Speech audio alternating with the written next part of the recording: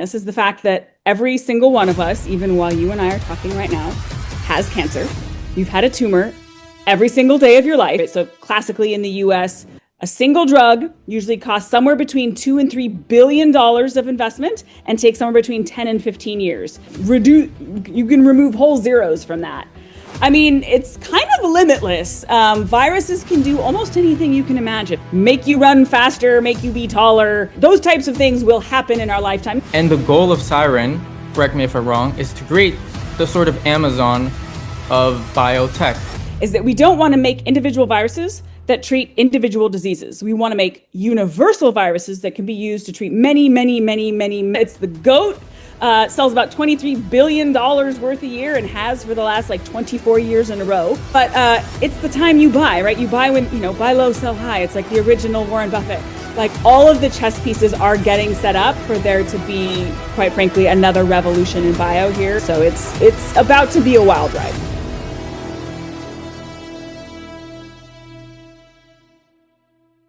Ladies and gentlemen, today we have a very special guest. This is the queen of non-dilutive grants. She is a scientist, a visionary, a true expert in biotech. In fact, she sits on the board of almost every biotech company in the world. And by day, she's killing cancer. And at night, well, working on some crazy sci-fi tech that I hope to see in the future. She makes me very optimistic of the future. She will one day be able to turn your eyes to see at night like night vision, like a bat. She will one day be able to make you like the taste of sardines, okay? Have you ever watched the Zac Efron movie 17 Again? She can make you look 17 again. Her company is only valued at $60 million. She is the CEO and founder of Siren Biotechnology. This is Dr. Nicole Paulk. Thank you so much for joining me today. Happy to be here. So I think I should preface with the fact that my audience probably knows little to nothing about biotech. In fact, are probably not even that interested in it. And I wasn't at all until I saw your talk at the All In Summit. And that truly changed my mind. And I was just like, wow, very optimistic of what's going on in biotech. It's a good entry talk. It was meant for generalists to do exactly that, to get folks interested in bio who maybe hadn't thought about that as a really cool space before. Exactly. So let's call them generalists, the audience. They probably know little to maybe something about biotech. Yeah. Definitely the stigma that biotech has taken a big dive, and we think it's taken a big comeback here. And so I want to introduce Siren because I think Nicole is doing something extremely unique, and I love the way she explains things. She is a very enthusiastic CEO and founder, and I am very much behind her mission. So if you could just explain to people everything about what you're doing. I love how you explain how we all have tumors, the whole invisibility cloak thing. Maybe break down a little in the beginning, like the 3 types of medicine. I don't know, wherever you want to start. I'll let you kind of do really all the talking. They want to hear from you. What is this whole thing? Why should people pay attention? Absolutely. So we engineer viruses to actually be medicines. So fun fact, the vast majority of viruses that have ever been discovered on planet Earth don't actually make humans sick or any of the animals we care about sick or any plants that we care about sick. But they're all over us. Like you're crawling in viruses. They're everywhere. And they're super engineerable, little FedEx trucks that you can program to deliver anything you want, like a medicine, anywhere you want in the body. And just like everyone in kind of maybe Silicon Valley, like software engineering code, these types of things are used to thinking of things in zeros and ones. We just deal with A's, T's, G's, and C's. And we can engineer these viruses to do anything we'd like. So for example, we could take a virus, like when you get a cold, right? A common cold, where do you feel that? You feel that in your nasopharyngeal tract, maybe a little bit like your upper respiratory tract, but your fingertips don't feel any different when you have a cold. Your kidneys don't feel any different when you have a cold. Your kneecaps don't feel any different when you have a cold. It doesn't mean you don't have a virus inside of you. It just means that that virus doesn't go there, right? The cold virus goes to your nose and to your upper respiratory tract. That's where the receptors for it are. That's where it lives. And we could take a virus. Say if you had lung cancer and it was in your upper lung, We could take a virus like the cold virus and we could remove everything that it normally has inside of it and put whatever we want inside of it, like a lung cancer drug. And now we could deliver it right to the exact same spot where it already likes to go, right? It doesn't go to your brain, it doesn't go to your heart, it doesn't go to your kidneys. It goes to your nose and your upper lungs, right? So you can use viruses that are already very good at getting inside of you as little engineerable delivery trucks to deliver medicine. And that's exactly what Siren does, right? So we use a class of viruses that don't cause disease, don't replicate, don't have no ability to like move between cells, any of these types of things. And we engineer them as little FedEx trucks to deliver anti-cancer molecules that your body already makes. So kind of like you said, a common story I like to tell folks to kind of wrap their head around this is the fact that every single one of us, even while you and I are talking right now, has cancer. You've had a tumor every single day of your life, but you weren't a cancer patient, right? So what happens? Why don't you have cancer symptoms right now? Why aren't you dying of cancer? Right? Because you have individual tumor cells all over your body and you have every single day since like the day you were born. You have had tumors all the time. But you are like the best anti-cancer drug that we could ever make.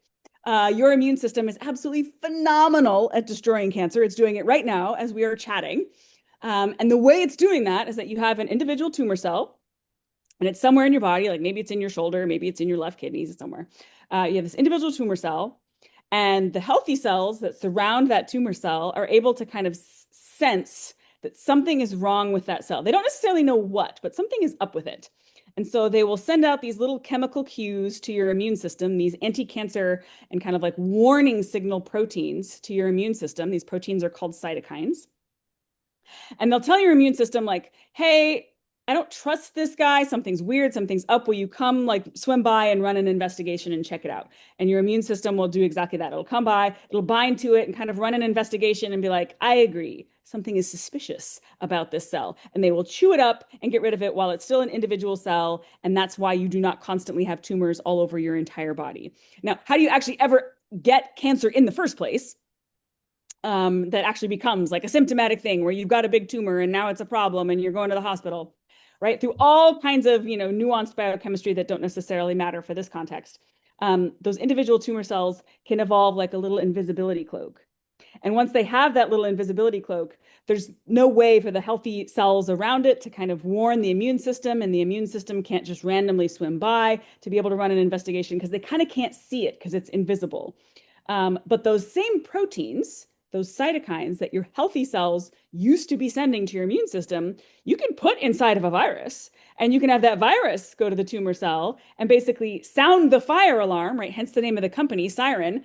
They can release those proteins and those warning signals out to the immune system and be like, guys, the tumor's right here, and tell your immune system so that your own immune system, without the need for radiation and chemo and surgery and all the normal things we do for cancer treatment, like your own immune system knows how to fight the tumors that you have. It's exquisite at it. You are the best anti-cancer drug that has ever been invented. You just need to basically kind of like reinitiate and retrain and re-engage your immune system to be able to see this invisible tumor. And so that's what we use viruses for. So at Siren, we engineer viruses to deliver genetic medicines to treat cancers that you have. We're starting in the brain, go swing for the fences, go big or go home. So we're going for brain cancer, like the untouchable cancer that nothing works for. We're going to take a big swing at bat and try to make a big dent in brain cancer. I love it. And I want to mention, if brain cancer, her thought with that was it was the toughest one to handle. If they can tackle on brain cancer, which by the way, they've successfully done in rats. Right now, they're going to do human trials very soon.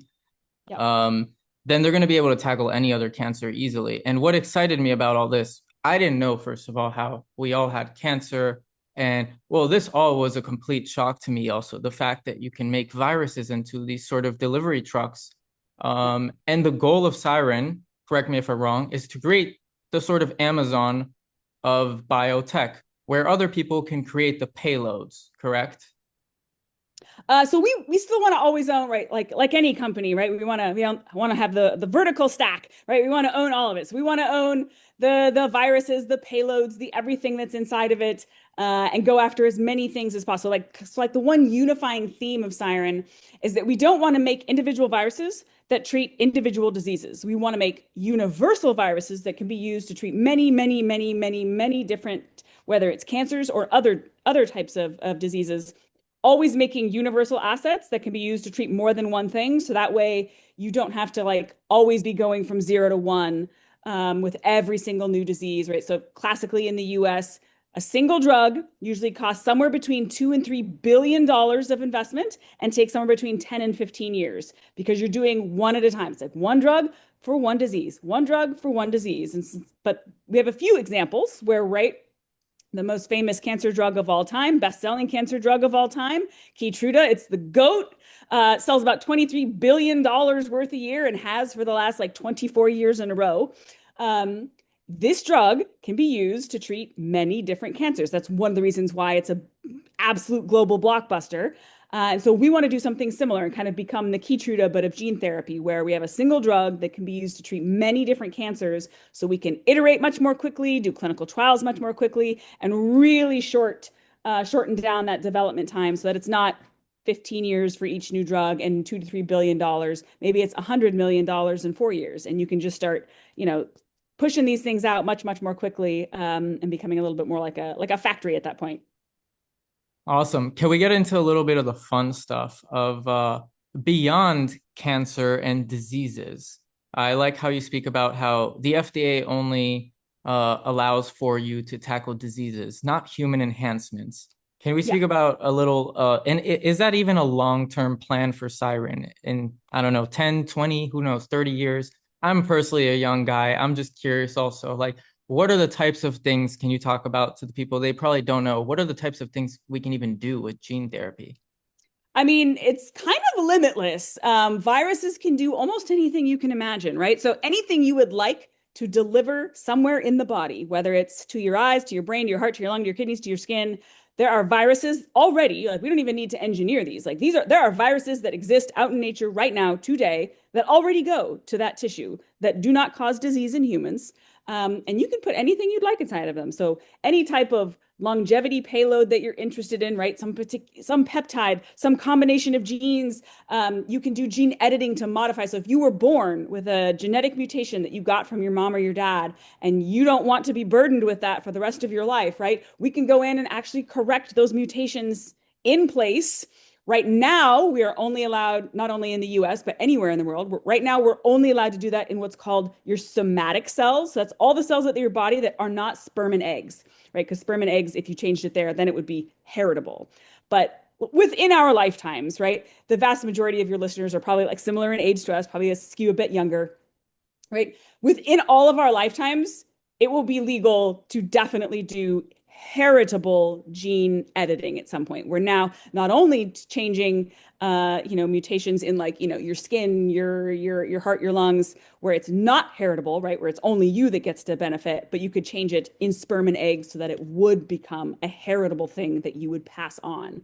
So like those types of things will happen in our lifetime, not in like single digit years, but like within our lifetimes, we will be doing heritable gene editing, both for genetic disorders, but like quite frankly, I can't fathom a world where 20, 30, 40, 50 years from now, we aren't doing things beyond just devastating heritable diseases, but things like we would characterize as enhancements, right? So things to try to any you could imagine, make you run faster, make you be taller, sky's the limit. So I think on a long enough time horizon, quite frankly, scientifically, I think we're nearly there.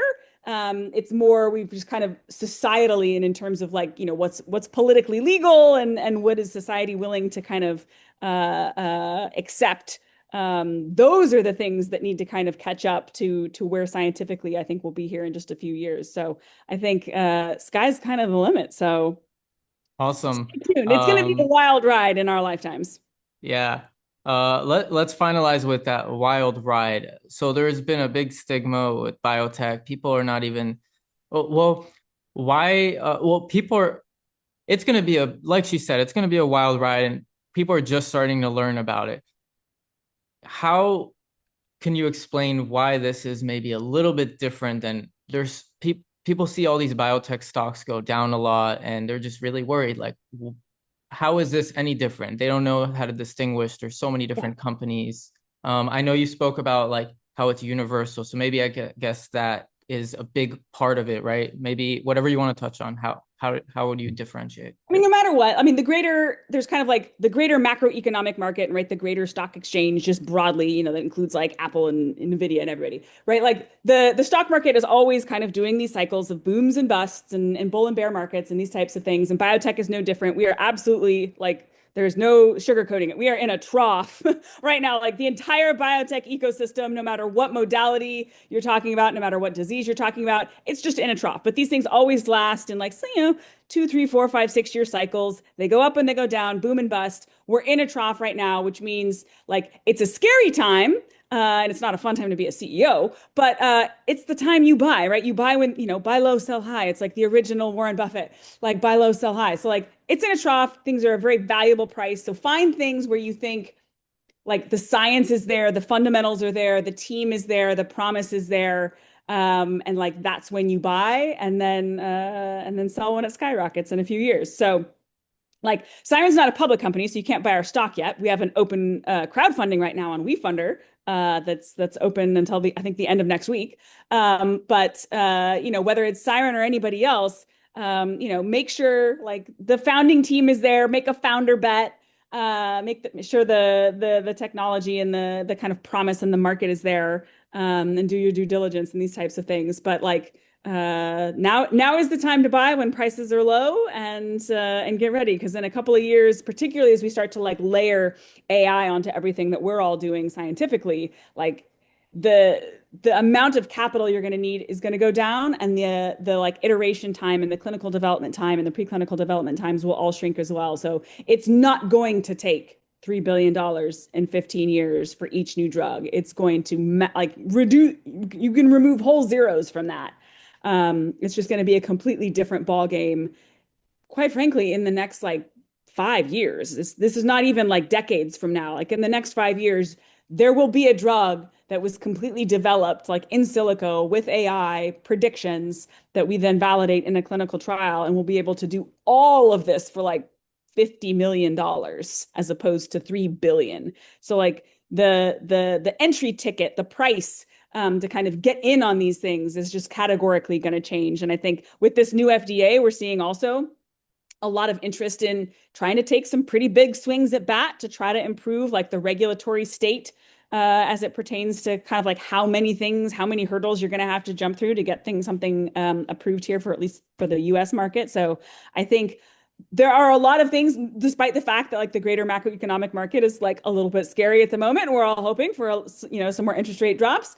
I think like all of the chess pieces are getting set up for there to be, quite frankly, another revolution in bio here in I think single digit years. So it's about to be a wild ride.